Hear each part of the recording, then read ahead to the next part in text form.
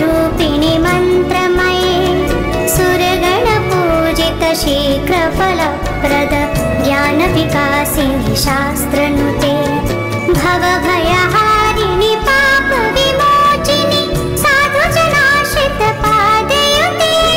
जय जय हे मधुसूदनकामिनि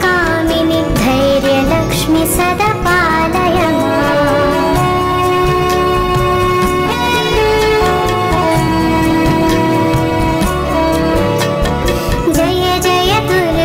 नाशिनि कामिनि सर्वफलप्रद शास्त्रमये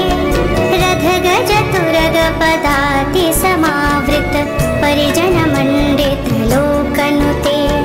हरिहर ब्रह्म सुपूजित सेवित तापनिवारिणि पादयुते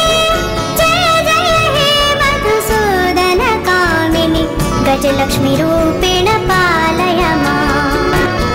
खगवाहिनि मोहिनि चक्रिणि रागविवर्धिनि ज्ञानमये गुणगणवारिधि लोकहितैषिणि स्वरसप्तभूषित गाननुते सकल सुरासुरदेव मुनीश्वर मानववन्दित पादयुते जय जय हे मधुसूदन कामिनि सन्तानलक्ष्मि त्वं पालय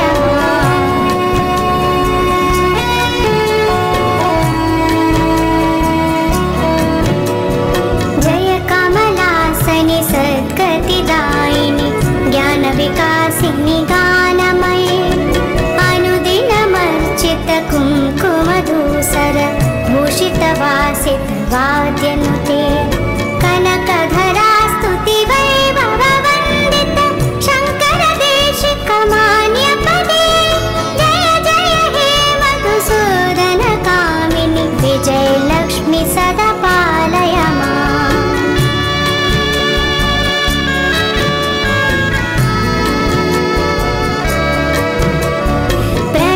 सुरेश्वरि भारति भार्गवी शोकविनाशिनि रत्नमये मणिमय भूषित कर्णविभूषण